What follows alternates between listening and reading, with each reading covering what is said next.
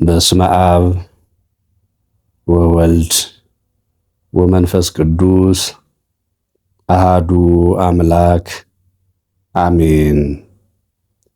ትንቢተ ዮናስ ምዕራፍ 1 ቁጥር 1 እስከ ፍጻሜ። የእግዚአብሔርም ቃል ወደ አማቴ ልጅ ወደ ዮናስ እንዲህ ሲል መጣ። ተነስተ ወደዚያች ወደ ታላቂቱ ከተማ ወደ ነነዌ ሂድ፣ ክፋታቸውም ወደ ፊቴ ወጥቷልና በእርሷ ላይ ስበክ። ዮናስ ግን ከእግዚአብሔር ፊት ወደ ተርሴስ ይኮበልል ዘንድ ተነሳ፣ ወደ ኢዮጴም ወረደ። ወደ ተርሴስም የምታልፍ መርከብ አገኘ። ከእግዚአብሔርም ፊት ኮብልሎ ከእነርሱ ጋር ወደ ተርሴስ ይሄድ ዘንድ ዋጋ ሰጥቶ ወደ እርሷ ገባ። እግዚአብሔርም በባሕሩ ላይ ታላቅ ነፋስን አመጣ፣ በባሕርም ላይ ታላቅ ማዕበል ሆነ። መርከቢቱም ልትሰበር ቀረበች፣ መርከበኞችም ፈሩ። እያንዳንዱም ወደ አምላኩ ጮኸ። መርከቢቱም እንድትቀልላቸው በውስጧ የነበረውን ዕቃ ወደ ባሕር ጣሉት። ዮናስ ግን ወደ መርከቡ ውስጠኛው ክፍል ወርዶ ነበር፣ በከባድ እንቅልፍም ተኝቶ ነበር። የመርከቡም አለቃ ወደ እርሱ ቀርቦ ምነው ተኝተሃል? እንዳንጠፋ እግዚአብሔር ያስበን እንደሆነ ተነስተህ አምላክህን ጥራ አለው።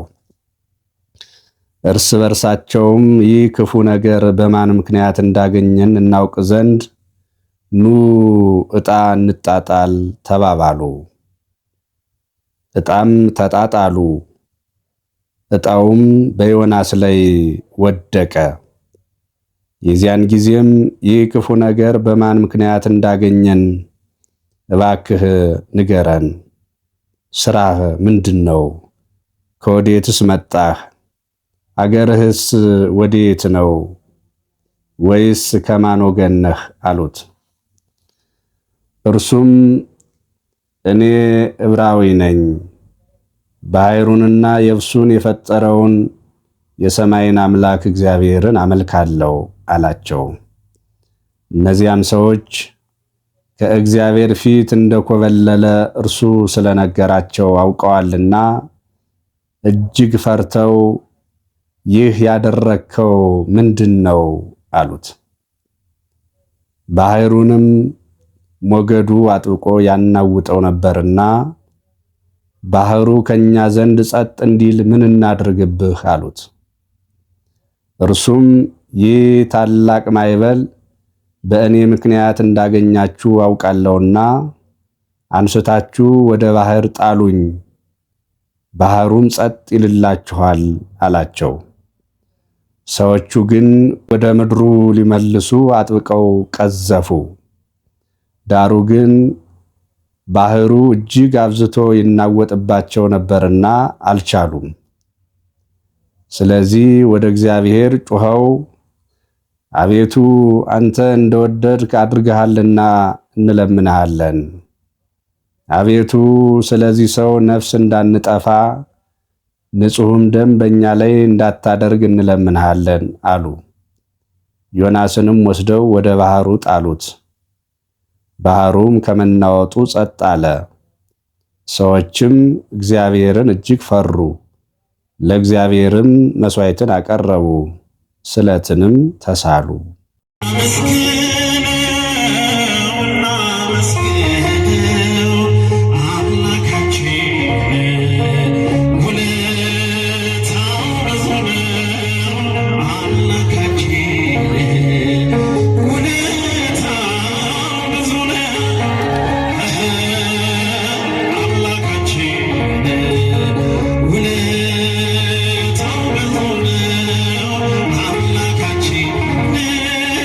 Una